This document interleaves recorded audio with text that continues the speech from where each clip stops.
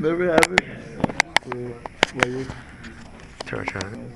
Were you were Shannon. You, everyone who's here. Welcome, ladies and gentlemen. My name is James Otteson. I'm a professor in the economics and philosophy departments.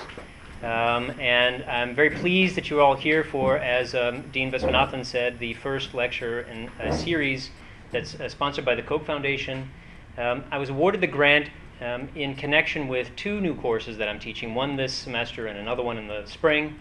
The course this semester, as the dean said, is entitled Different Wealth of Nations. And the course really takes its inspiration not just from Adam Smith's book, but from a question that he addresses in the book, namely, why is it that some nations are so wealthy and some nations are not?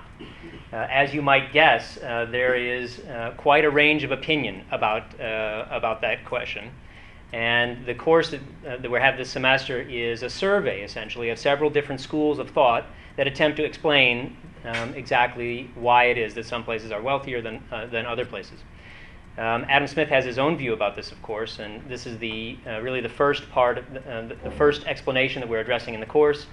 And without wanting to put words in Professor Lawson's mouth, I invited him in particular because I expect his explanation that we're about to get tonight might be somewhat sympathetic to the Adam Smithian explanation. Professor Lawson is a professor of finance at Auburn University. He's also the director of the Center for Economic Freedom. That's the correct name at Auburn University? International Finance. Economic Freedom Initiative. My apologies. He is also, I'm told, in his spare time, although I don't know how you can have spare time for this sort of thing, an ultra marathon runner and a climber of very high mountains. So if you're interested in those sorts of things, I'm sure Professor Lawson would be interested to speak to you as well. The presentation he's giving tonight is based on research that he does in the now annually compiled Economic Freedom of the World Index. The idea for the project was originally conceived by Milton Friedman, who asked whether it would be possible to come up with metrics, ways to measure economic freedom in various countries. Milton Friedman, in conjunction with some other famous economists, including Nobel laureates Gary Becker and Douglas North, held a series of small group conferences where they invited several economists to come and make proposals about ways to measure economic freedom. Professor Lawson, in conjunction with his co-author James Gwartney, were one of the people who made presentations about a series of metrics by which you could judge a country's economic freedom. What they presented became adopted by the Fraser Institute, which is a nonprofit think tank in Canada, and they were the ones that gave rise to the first publication of their version of economic freedom. It was published, I believe, the first one in 1996, if I have that right. It quickly became quite an international phenomenon. It's been each annual iteration of the index has been featured, for example, in The Economist magazine, and the overall project in the years that it's been in existence has had literally thousands and thousands of citations in international media. Professor Lawson has given many presentations on the basis of the data. So I would like to ask you to join me. I'm very privileged. I feel like we're very privileged to have him here. Please join me in welcoming Professor Lawson.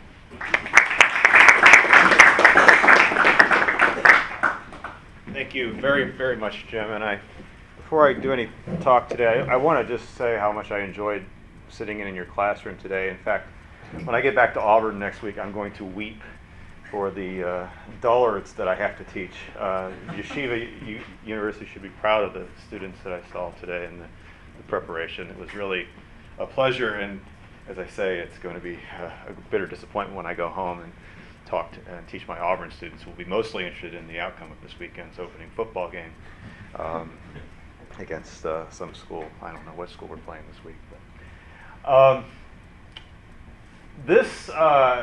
before I actually get into the talk, I want to sort of take you back in time to when I'm going to mostly talk to the young people over here. Most of the young people are this way. When I was a student your age at my undergraduate university, Ohio University, I remember just wonderful debates that I would have with my fellow students deep into the evenings about deep questions of philosophy and politics and political economy, and about how the the good society should be ordered. What constitutes, what's good? What should we do? What should we do? What should America, should we cut taxes? Should we raise taxes? Should we have central planning? Should we, you know, in that day we had a lot of debates about communism. Was communism good? Was socialism good? Was capitalism good? I loved those debates. I truly, truly loved those debates. And that's what got me interested in becoming an economist.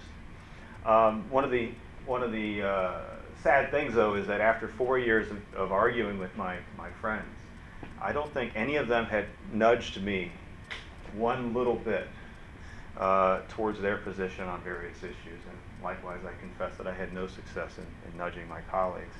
Those debates were exciting. They were heated. Sometimes they were very heated. There was sometimes liquid encouragement to help excite the arguments. But they weren't very productive in terms of searching for truth. And one of the reasons for that is how fundamentally unempirical the arguments were. We tended to argue with each other about right and wrong, and not about what works and what doesn't work. And the right and wrong arguments were passionate arguments.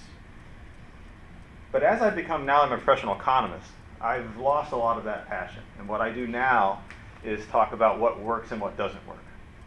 All right. And so the work I do now on the Economic Freedom Index is quite a bit different than what got me started as an economist. And please forgive me, there's no radio thing here. I've got to walk over periodically to click a button. There we go.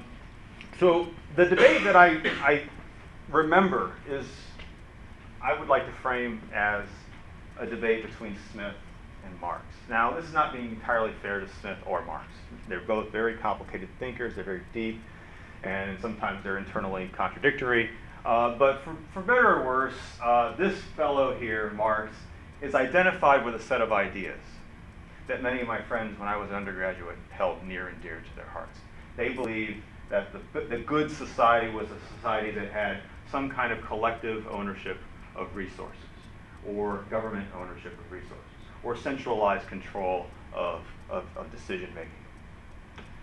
Adam Smith, on the other hand, again, I'm not being fair I'm not calling all my friends Marxists. Okay, there's a broad area of thought, but the key thing is these notions that the good society is a society where there's a plan, there's someone in charge. Pretty much every politician you've ever heard is on this side. Whether it's George Bush or Obama, what do they say? Vote for me because I know what we should do. I'm not calling Obama a Marxist, of course, but I'm identifying Marx as being one of the leading figures in that view of the world, that there is, the good society is a society that has someone in charge. Okay? Maybe it's Obama, maybe it's Che Guevara, or maybe it's a nicely elected, democratically elected parliament in Stockholm. It could be many other things. There's some kind of central organizing theme to the whole of society. In contrast, I'll use Smith as my iconic figure. Here again, this is not entirely fair to Smith. There's a lot of other figures I could have used. But Smith advocated a system of natural liberty. A system where individuals are allowed to pursue their own interests. There's no plan. You do what you want. Right? You do what you want. We'll leave you alone to pursue your own interests. And he thought that society would work pretty well. Okay? And then Smith would ridicule these guys. In today's talk, you didn't get my favorite quote. My favorite quote is from Theory of Moral Sentiments about the man of system. Smith ridiculed the central planners of the world. He says, you central planners imagine that you can move the members of society like people move chessmen on a chessboard. You have this conceit that the people out there are yours to move around as you see fit, according to your grand design, your grand plan. So Smith ridiculed these people who thought that society should have a great plan. Of course, Marxists ridicule the Smithians. You guys, you can't leave people alone. People aren't smart. Sometimes they make dumb mistakes. You leave people alone, we'll get bad things. Marx himself said we'll get unemployment, we'll get business cycles, we'll get poverty, we'll get inequality. There's all kinds of bad things that'll happen. So there's this big debate going on between these two camps, I characterize it as a Smith versus Marx debate, but there are a lot of other figures and there's a lot of other different elements to it. Again, this debate's very heated. I enjoy this debate. I still enjoy good old-fashioned. I'm a Smithian. I've always been a Smithian. From ever since I identify with any set of ideas, I was on the left-hand side over there, on the Smithian side. I still enjoy a good commie bashin afternoon. I find a good socialist friend of mine. We'll go to the bar and we'll argue into the evening about why they're wrong. I still enjoy that, but again, it's not very productive. And the reason it's not very productive is because most of that debate at the bar with my socialist friends is sort of like this. I say, free markets and capitalism good. They say, no, it's not. And they say, communism or socialism or central planning good. I say, no, it's not. They'll say unemployment, and I'll say dictatorship, and I'll say freedom.